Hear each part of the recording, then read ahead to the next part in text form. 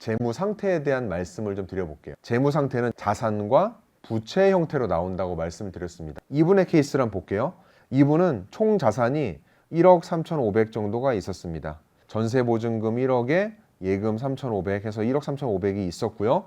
그리고 부채는 전세자금 대출 5천만 원에 신용대출 1,000만 원에서 6천만 원 있습니다. 그래서 자산에서 빚을 뺀 우리의 순자산이라고 하는 것, 순자산이 이분은 7,500만 원 정도가 있었던 거죠. 여기까지 봤을 때 여러분은 만약에 이분이 나의 케이스라고 한다면 여러분은 여기서 어떤 결정을 내리실 것 같아요? 좀 우리가 조정해 볼 수 있는 여지가 있을까요? 이 질문을 드렸을 때 많은 분들이 이런 얘기를 합니다. 이 빚을 왜 들고 있어요? 이걸로 갚아야지. 이런 생각을 하시잖아요. 그런데 여러분, 맞아요. 이 질문에 대한 답이 빚을 빨리 갚는 게 좋은 솔루션일 수도 있는데 불과 3년 전에 경기가 좋을 때만 하더라도요. 오히려 이런 질문도 있었어요. 이거 가지고 투자를 하고 예금 가지고 투자를 해야지. 왜 이거를 원금 보장되는 예금, 신용대출 이렇게 놔두고 있느냐라는 이야기를 했던 거죠. 그 얘기는 뭐냐면 우리가 지금 처해져 있는 상황에 따라서 우리는 똑같은 재무 상태를 보고 있지만 이거에 따른 판단은 다 달라질 수 있다는 말씀을 여러분한테 드리고 싶었습니다. 그래서 여기까지 왔을 때 여러분은 우리가 앞서 다뤘던 현금 흐름에 대한 부분, 우리가 얼마 벌고 얼마 쓰는지에 대한 것도 정리가 돼야 되지만 정기적으로는 우리가 우리의 재무 상태, 우리의 자산과 부채 사항을 정리를 해놓고 딱 봤을 때 이걸 가지고 어떻게 효율적으로 운영할 것인가에 대한 부분도 함께 고민을 해 나가야 될 것 같습니다. 이번에는 재무 상태에 대한 의미 있는 내용들을 한번 좀 찾아보면 좋겠습니다. 두 분의 케이스를 여기다가 기재를 해볼게요. 먼저 A와 B 두 분이 있다고 가정을 해볼게요. A가 있고요, B가 있습니다. 둘 다 자산과 부채라고 기재를 해볼게요. A는 집을 샀는데 4억짜리 집을 샀어요. 이 중에서 대출을 2억을 꼈습니다. 이분의 순자산은 얼마죠? 2억이죠. B의 경우를 한번 좀 볼까요? B 같은 경우는 자산이 2억이에요. 근데 부채는 없습니다. 이분의 순자산 얼마죠? 2억입니다. 어떠세요? A와 B 둘 다 자산과 부채를 차감한 순자산은 동일하게 2억입니다. 그런데 여러분, A와 B의 특징이 뭔 차이점인지 아시죠? 우리가 조금 전에 배웠던 현금 흐름의 관점에서 봤을 땐 A와 B 중에서 현금 흐름이 조금 더 안 좋은 분은 누구일까요? A가 안 좋죠. 왜냐하면 A는 2억의 대출을 끼임으로 인해서 여기에 원금과 이자를 갚아야 되는 책임감이 생겼기 때문입니다. 그러다 보니까 A와 B, 아마도 여러분들 중에서는 내가 A에 좀 더 가까운 사람인가? 즉, 좀 돈이 있으면 투자도 하고 집에 대한 대출을 받더라도 사야 된다라는 성향이 있는 분이 있는 반면에 B의 성향, 굳이 우리가 무리해가지고 지금 대출 받을 필요가 있냐, 우리가 가지고 있는 자산 내에서 성실히 천천히 해나가면 되지라는 생각을 갖고 있는 분이 계실지도 모르겠어요. 여기서 드리고 싶은 포인트는 뭐냐면 나는 A에 가까운 사람인가 B에 가까운 사람인가를 우리가 한번 좀 생각해 보자라는 취지인 겁니다. 그럼 우리가 A와 B 중에서 내가 만약에 A에 가까운 사람이라고 한다면 나는 무엇을 조심해야 될까요? 혹은 B에 가까운 사람이면 무엇을 조심해야 될까요? A와 B 중에서 누가 더 좋은 선택을 내렸을까요? A일까요? B일까요? 사실은 우리는 이 상황만 가지고서 누가 잘했다 못했다라고 판단하기는 어렵습니다. 왜냐하면 A는 집을 통해 가지고 집값이 올라가기를 바라는 기대감도 있었을 것이고요. 또 한편으로는 거주의 안정성 혹은 이사 다니는 거에 대한 비용 여러 가지를 고려해서 부채를 좀 내더라도 빚을 내더라도 집을 사야 되겠다는 생각을 했을 확률이 좀 있고요. 반대로 B는 어때요?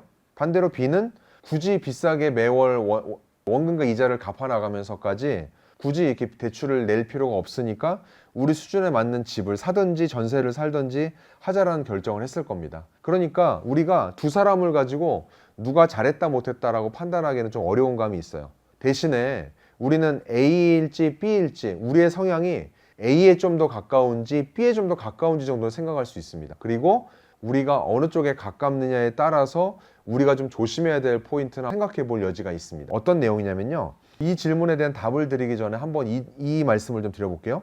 우리가 차를 한 대 산다고 한번 가정을 해볼게요. 10년 동안 열심히 탄 차가 이제 너무 낡아서 새 차를 하나 사야 되는 상황이 됐는데 내가 A의 가정에 있는 사람과 B의 가정에 있는 사람이라면 누가 조금 더 차를 쿨하게 살 확률이 있는가라는 거죠. 어떨 것 같으세요? 우리의 상황만 봤을 때는 B가 빚도 없고 하니까 차도 조금 더 쿨하게 살 것 같지만 제가 보면 주변에 A의 성향을 가진 사람, 투자의 성향이 있는 분들이 차도 좀 쉽게 삽니다. 왜냐하면 여러분 그 경험 있지 않으세요? 저도 예전에 집을 처음 샀을 때 기억이 나는데 집을 살 때 대출 받잖아요. 대출 받을 때 되게 떨려요. 내가 이 돈을 갚을 수 있을까? 이 대출을 받는 게 맞나? 이 집이 과연 오를까? 막 이런 고민하면서 큰 대출을 받을 때 되게 떨리거든요. 그런데 여러분 이 감정이 며칠 정도 가는지 아세요? 며칠 안 가요. 한 일주일도 안 가는 것 같아요. 일주일 지나고 나면 이 대출은 그냥 나랑 한 몸이 돼버리고 나는 이제 그냥 매월 원금과 이자 갚아만 나가면 되는 사람이고요.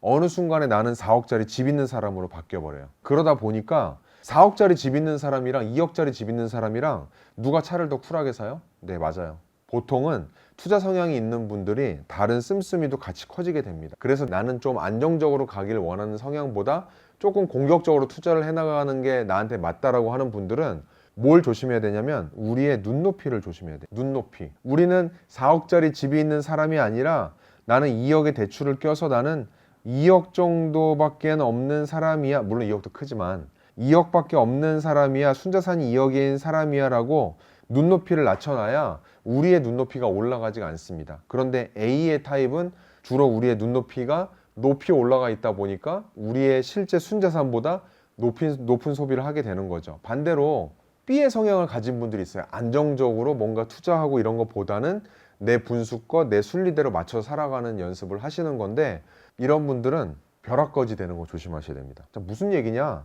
우리 벼락부자, 벼락거지 이런 얘기 하잖아요. 나의 의도와는 상관없는데 자고 일어났더니 갑자기 내가 거지가 됐다. 무슨 얘기냐면 우리가 살아가는 사회가 사회주의 국가 아니잖아요. 자본주의 사회를 살다 보니까 자본주의를 산다라는 것의 의미는 자본으로 이루어진, 자산으로 이루어진 것들이 시간이 지날수록 성장해 나가고 값어치가 올라간다는 데 전제를 두고 있습니다. 그러다 보니까 우리가 열심히 저축하고 돈을 모으고 하는 B의 성향을 가지고 있는 분들이 A는 부동산이란 자산을 가지고 있고요.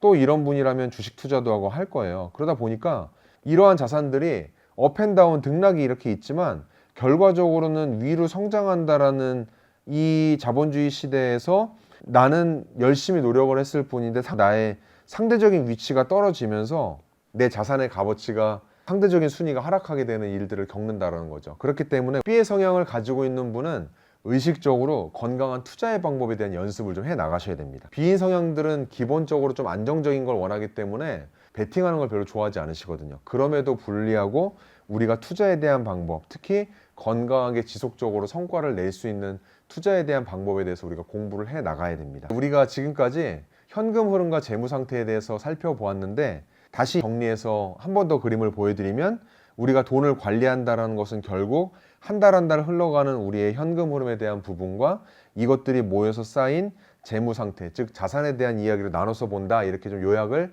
해볼 수 있겠습니다.